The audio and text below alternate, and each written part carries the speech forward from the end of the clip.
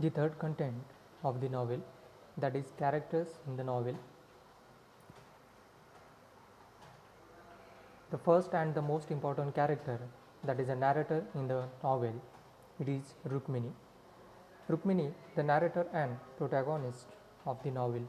Rukmini recalls with clarity and unflinching honesty the choices and decisions that have brought both joy and despair. Her father taught her to read and write, and she passes these valuable skills on to her children. She develops a great love for the beauty and the land. Though not outwardly beautiful, she is loving, hardworking, thrifty, and patient. She is also capable of violence when she pushed too far. So this is the most important character. The second character, that is Nathan, who is Rukmini's husband, a tenant farmer who loves the land. Nathan is gentle and kind to his wife and becomes a true life partner to her over the years. None of his children show interest in working the land with him, which is both heartbreaking and a hardship for him. Nathan is upright and thoughtful, serious but also capable of joy, a tireless worker with a gift of farming. Nathan introduces hardship to his family through his indefinitely with Kunti.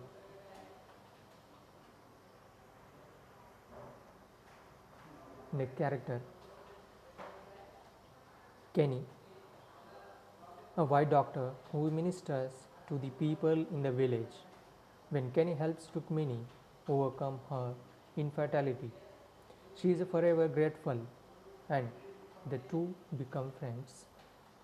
Kenny finds his Indian patients both endearing and frustrating. The poverty appalls him, and he believes in fighting fate, a Western viewpoint of his voices. Throughout the novel, Kenny is a mysterious, private, moody, and occasionally sharp tongued. Yet he does what he can from time to time help Rukmini's family. He is tall and gaunt and has eyes the color of a kingfisher's wing, neither blue nor green. Kunti, the female character, the village beauty, pregnant when Rukmini first meets her. Kunti is a distant, reserved, and slightly contemptuous of Rukmini, but she is a procreative with men.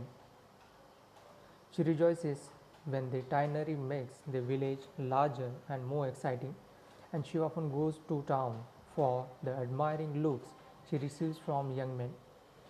People say she married beneath her, and when times are desperate, Kunti turns to prostitution and extortion.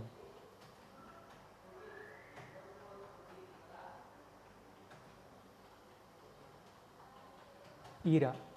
Ira is Rukmini's first daughter, that is her first child. Ira is named for the great Iravati river because water is so precious. Ira is more beautiful than either of her parents and has a sweet, obedient, uncomplaining nature. She sings like a bird. When her husband abandons her because she is barren, she falls into a depression, lifted only by the birth of her youngest brother, Kuti. She devotes herself to him with great determination, as she later does to her own illegitimate, ill-born son.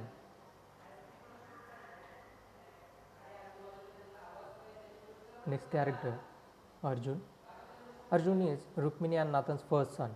Though Arjun is a wonderful student, he goes to work in the tannery because he is tired of being hungry and of watching his siblings go hungry. He is generous with his learnings, giving them all to his mother for the family. He is idealistic and becomes a spokesman for the striking tannery workers. Thambi. Thambi is Rukmini's and Nathan's second son, who also goes to the tannery like his older brother Arjun. Thambi is idealistic and generous until the tannery turns him bitter. He and Arjun become known in the Tinary as troublemakers, and they must leave their village and their family in order to make lives in the tea plantation of Ceylon. Murugan. Murugan is Rukmini and Nathan's third son. Kenny refers Murugan for work in the city and reports to the Rukmini that he is doing well. However, Murugan stays away from his family. He marries without consulting his parents, then fails to let them know he has abandoned the city, his job, and his wife and child also.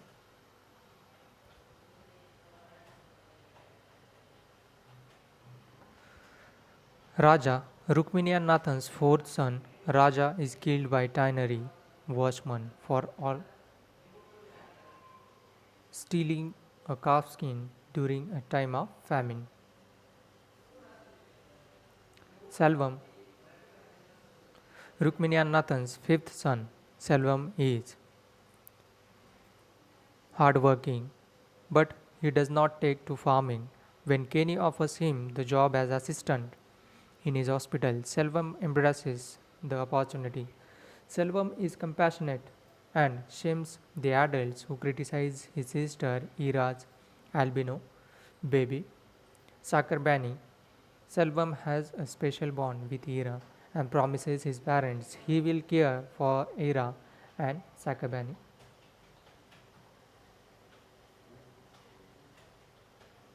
Kuti.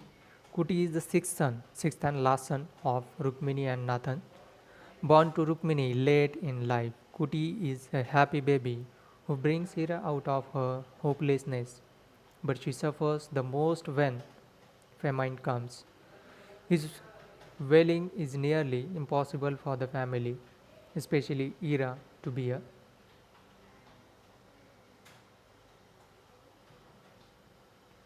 Puli, a 9-year-old leper orphan from the city, an orphan boy who lives in city, and head of a gang of street children. When Puli begs, he assumes a pathetic, helpless demeanor, but he is strong and clever in the ways of the streets. Rukmini and Nathan survive with his assistance and trust him with their savings, turning to him as they could not to their own son.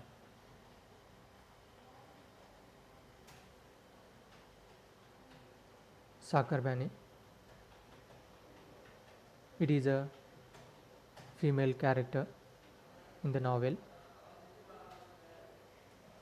Ira's albino son, considered a freak by the villagers, Sakrabani is conceived as a result of Ira's prostitution. His skin and hair are white and his eyes are pink. He sunburns easily and sunlight hurts his eyes. He suffers the ridicule of children and the states of adults.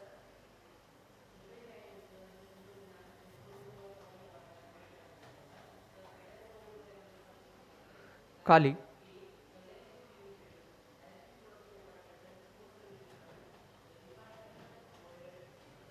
the wife of a neighboring farmer in the village, Kali is a plump and joyful, and she introduces Rukmini to the neighbor women.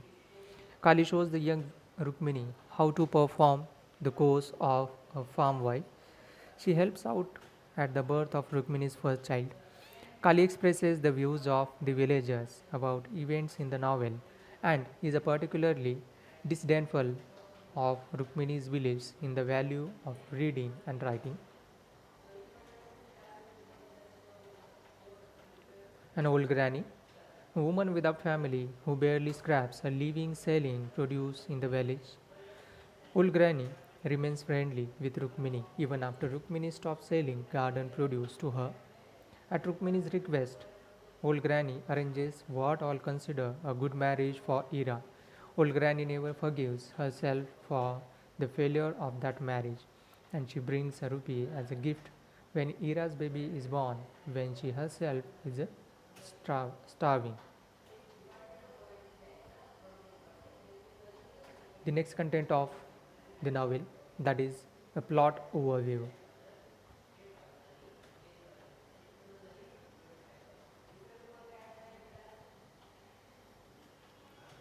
The first plot, that is Rukmini, an old woman, reflects on her life, the educated daughter of a village headman, fallen on hard times. Rukmini is married at the age of 12 to Nathan, a tenant farmer. Here we can observe the ancient period, the condition of India. There was a child marriage situation. Nowadays it is a crime, but in that time it was rituals, it was tradition, uh, that is a child marriage. Nathan treats with her with kindness and respect as she learns the course her new life requires. Within a year, they have a beautiful daughter, Ira, and good rice harvest. During the next 6 years, Rukmini does not conceive, troubled that she cannot produce a son for Nathan, that is infertility. She was facing infertility. Rukmini visits her ill mother and there meets Kenny, a foreign doctor. He treats her infertility without Nathan's knowledge. In quick succession, Rukmini bears 5 sons with each birth. However, the family has a little less to eat when a tannery is built nearby. Unpleasant changes come to village life.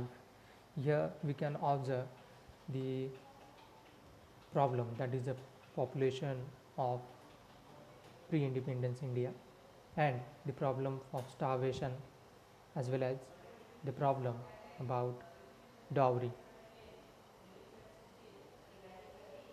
Rukmini, two oldest sons, eventually go to work there. They help the family a great deal with their wages, but are eventually dismissed for being ringleaders in a labor strike.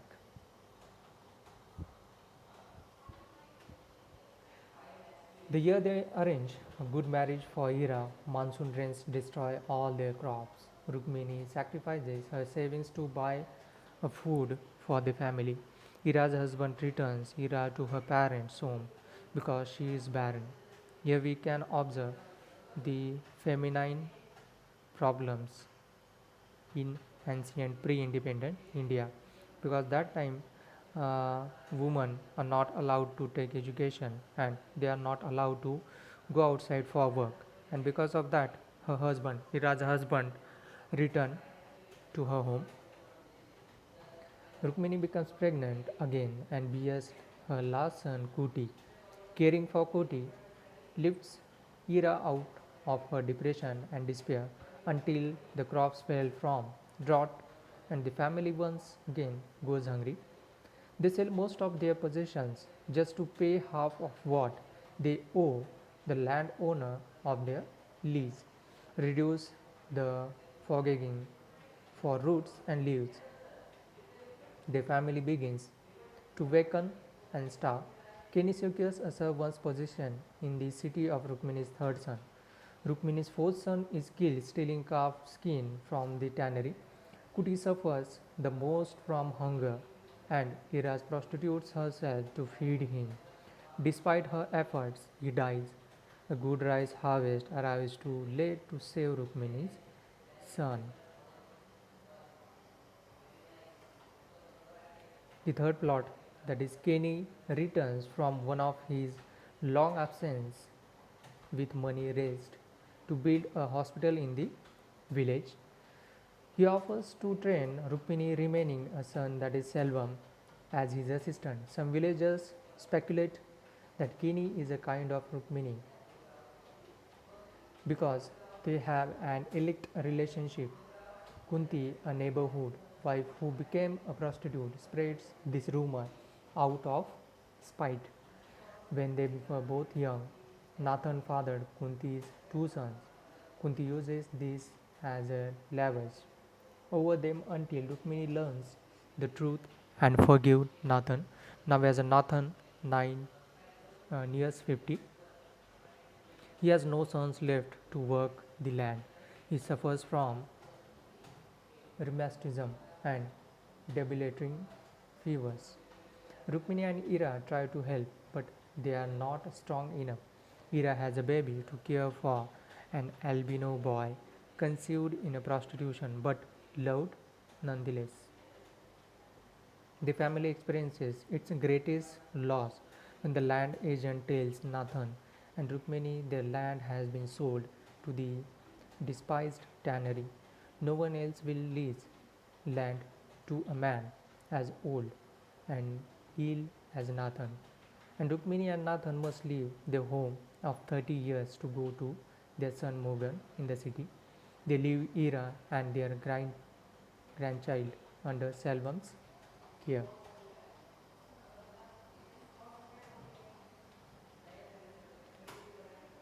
Their possessions reduced to the few bundles they carry. Nathan and Rukmini try to find Mugan in the city.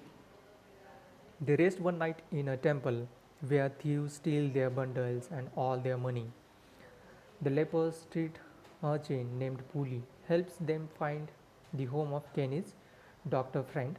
They learn that Morgan has not worked there for the past 2 years and that he left the position for better wages at the collector's house. At the collector's house, Morgan's wife informs them that Morgan has deserted her. Her older boy, their grandson, is thin with hunger. Her starving baby is too little to be Morgan's son. Rukmini says that she and Nathan cannot impose upon their daughter-in-law. They return to the temple where food is distributed each night to the district. Rukmini and Nathan dream of home but have no means to make the trip. Rukmini tries to get work as a letter reader but earns only enough to buy rice cakes.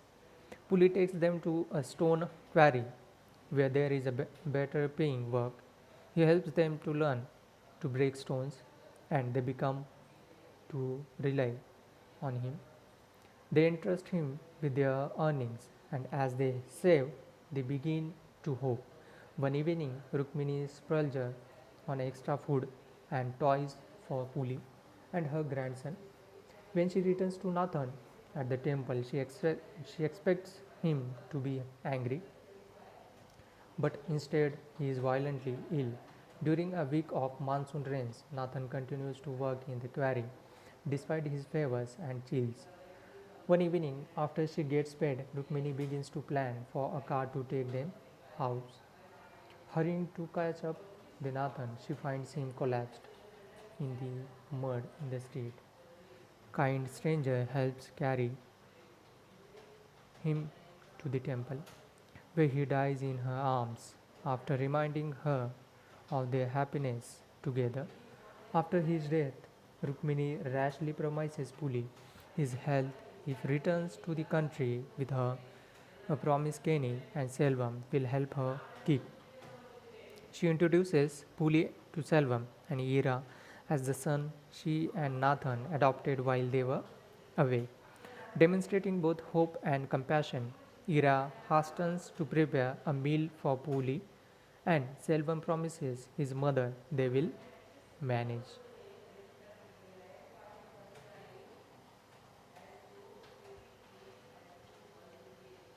Themes of the novel, themes of the novel, that is the first, hunger as threat to dignity.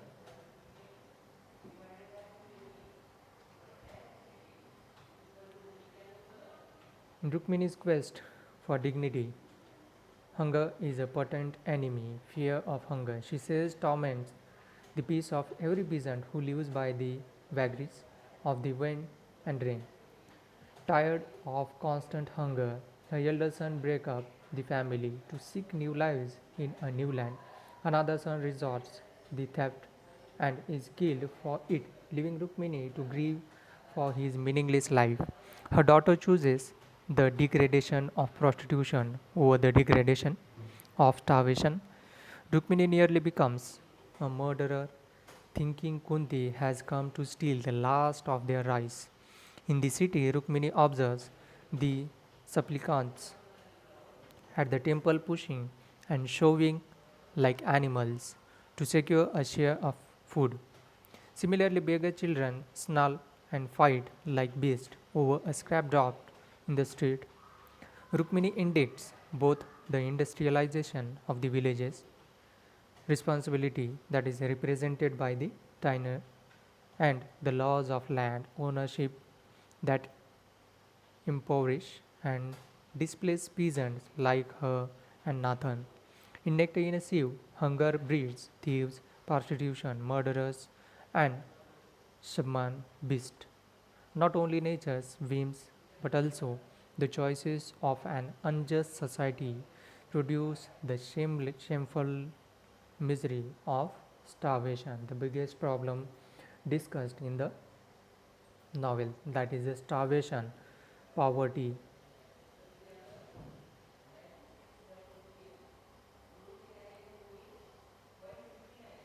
The next theme, that is knowledge as a power. The poor in Markande's novel often suffer at the hands of the strong, but some of them understand the knowledge is a powerful weapon for change. Rukmini insists in on teaching all of her children to read and write, even though many in the village believe such knowledge leads to trouble. Her eldest son are branded troublemakers because they dare to band the workers together in a strike for better wages. The Tinary wins because the workers' condition fails to hold. Arjun complains that the people will never learn, echoing Kenny's sentiments as an educated outsider. Rukmini turns to Kenny because she says, white men have power. Kenny uses his power for good, treating the poor and raising funds to build a hospital.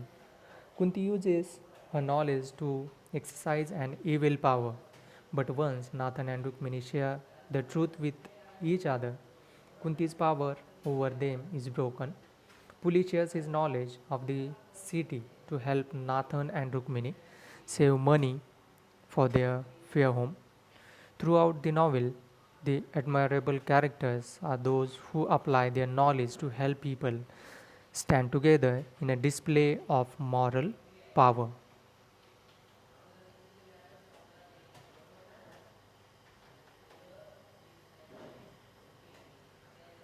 The strength of truth, the strength of truth.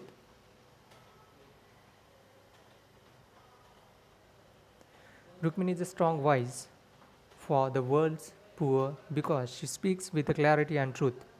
She reveals a world the literate are seldom forced to examine, and her descriptions of the physical ravages of starvation are simple, powerful, and timeless. One of Rukmini's particular strengths lies in confronting her own misconceptions as people and events often challenges her traditional views. Her sons repudiate their caste, her daughter redefines dishonor, and her grandson crosses the barrier of skin color. Kenny demands that she rethink her preconceptions about distributing strangers, suffering passively, and taking action against injustice. In each case, Rukmini gets stronger because her devotion to truth, and at the same time, she exhibits the Hindu belief that truth transcends all other moral values.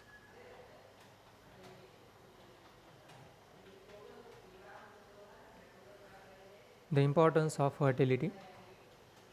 Fertili- Fertility is so precious to Rukmini that she takes a risk to pursue it. When she is pregnant with Ira, she encounters a cobra in her pumpkin vine, and though it might have killed her and does induce early labor, she does not stop raising vegetables for fear of snakes. Her vegetables are a source of both food and beauty to Rukmini, and she compares their rounded shapes to fertile young women. She conquers her fear of a foreign doctor to seek treatment for barrenness, risking Nathan's disapproval because of Kunti's blackmail. The risk extends to losing Nathan's love and support without she feels she cannot live. Ira's miseries also stem from infertility, and she loses her husband to another woman because she cannot give him sons. That is infertility. The fertility of the land is paramount, for when the land does not produce, the family starves. Images of grains, the rice, sprouting paddy, and the harvest represent life itself.